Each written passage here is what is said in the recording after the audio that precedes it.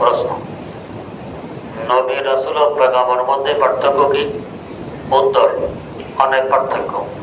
নবী হল আগের রাসূলের দিন কিংবা আগের নবীর দিন ওই অনুপাতে উম্মতকে দাওয়াত দেন।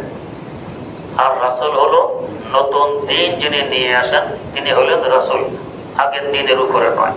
অথবা আগের নবীর দিনের কিছু সংযোজন বিয়োজন যিনি করেন তিনি রাসূল।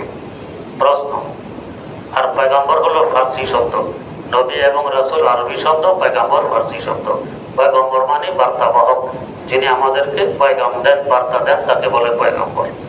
নামাজের তাসবিহ ছাড়া দ্বিতীয় রাকাতের সেজদায়, চতুর্থ রাকাতের সেজদায় কোন দোয়া পড়তে হয় জানালে উপকৃত হব।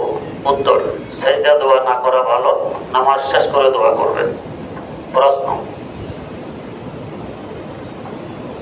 আমি আলফা ইসলামের লাইফ ইন্স্যুরেন্সে কাজ করি, ব্যবসা করি, এটা কি করা জায়েজ আছে? উত্তর, আমাদের দেশে কোনো ইন্স্যুরেন্স শরিয়া মোতাবেক নয়। সব ইন্স্যুরেন্স সুদ ভিত্তিক চলে। ছোট ইন্স্যুরেন্সগুলো আরো বড় ইন্স্যুরেন্সের সাথে ইন্স্যুরেন্স করায় রাখে, হেরা আরো বড়টার সাথে করায় রাখে, হেরা আরো বড়টার সাথে, এভাবে করতে করতে শেষ বড় ইন্স্যুরেন্স বড় হলো আমেরিকা। তার মানে আমাদের টাকাগুলো সব মানে সৌদারণে আমেরিকা চলে যাচ্ছে ইন্স্যুরেন্সের মাধ্যমে।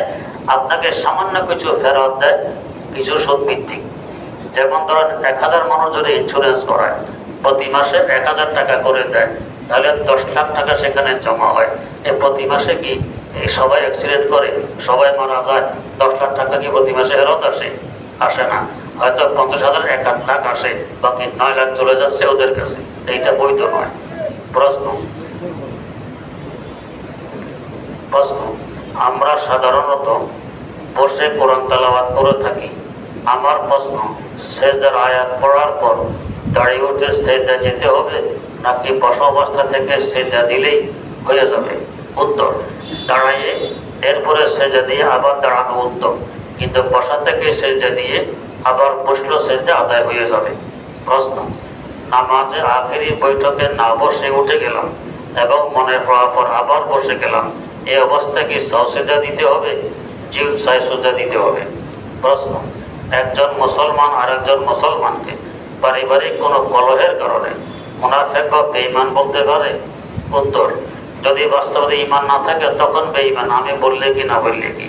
বাস্তবে যদি মুনাফিক হয় তো মুনাফিক আমি বললে কি না বললে কি। যদি বাস্তবে বেঈমান নয় আমি বললে আমার গুনাহ হবে কবিরা গুনাহ, এটা হারাম। আর বাস্তবে বেঈমান হইলে আমি না বললেও সে বেঈমান, এই ধরনের গালি না দেওয়া চাই। প্রশ্ন, বিবাহের অনুষ্ঠানে হাদিয়া বা উপঢৌকনের জন্য টেবিল বিছাতে পারবে কিনা? উত্তর, যেটা এটা বৈধ নয়। তার মানে নাম ঠিকাদার লেখে অঙ্ক লেখা হয় কে কে দিল। সামনে যখন হেরবার অনুষ্ঠান হবে এর থেকে 200 টাকা বাড়াইয়ে দিই, এটা সুদ হয়, বৈধ নয়। প্রশ্ন, আপনার মুখ থেকে শুনেছি ইমামের কেরাতে মুক্তাদির কেরাত, কিন্তু হযরত আমি মাঝে মধ্যে জামাতে নামাজ পড়ার সময় বলে সূরা ফাতিহা পড়ে ফেলি। অনেক সময় সূরা ফাতিহা অর্ধেক পড়া অবস্থায় মনে হয় আমি ইমামের কেরাতই তো আমার কেরাত, তখন কি সূরা ফাতিহা পুরো পড়ে ফেলবো নাকি যতটুকু পড়েছি বলে অতটুকু পড়েই ক্ষান্ত করবো? যেখানে মনে পড়ছে সূরা পড়তে হবে না সেখানে ক্ষান্ত করবেন, পুরো সূরা পড়বেন না। প্রশ্ন, আমাদের গ্রামের মসজিদের নতুন খতিব এক বোন হিন্দু ছিল, মুসলমান হয়েছে। তার নাম সাবিত্রী রানী, পিতার নাম লালমোহন দাস, মাতার নাম সিন্দুরি বালা। বর্তমানে বোনটির নাম আয়েশা সিদ্দিকা। বোনটির সাথে একটি 6 বছরের মেয়ে আছে, তার নাম ফাতেমা। 4 বছরের একটি ছেলে আবু বকর সিদ্দিক। বাচ্চা দুটি নিয়ে রাস্তায় ঘুরতেছে। মুসলিম ভাইয়েরা আপনাদের কাছে সাহায্যের আবেদন, আপনারা যে যা পারেন সাহায্য করবেন। প্রশ্ন, দ্বিতীয় তলার মুসল্লিরা তৃতীয় রাকাতকে চতুর্থ রাকাত ভেবে সেজদা থেকে উঠে বৈঠকে বসে যায়, কিন্তু নিচতলার মুসল্লিরা দাঁড়িয়ে যায়। এরপর ইমাম সাহেব রুকু থেকে উঠে দ্বিতীয় তলার লোকদের খবর হয়, তখন তাদের হুকুম কি? উত্তর, যে নামাজ মধ্যখান দিয়ে ছুটে গেছে এটা পড়ে নিলে আপনাদের নামাজ হয়ে যাবে। মাশাআল্লাহ, আমাদের জনাব আলহাজ কাজী কামাল সাহেব পিছনে মাদ্রাসা মসজিদ আলহামদুলিল্লাহ বহু দান করেছেন, আজকেও 50,000 টাকা দান করেছেন। এখন মসজিদের যে কাজ সামনে চলমান, এটা মূল মসজিদের কাজ, এখানে হলো আসল নামাজের জায়গা।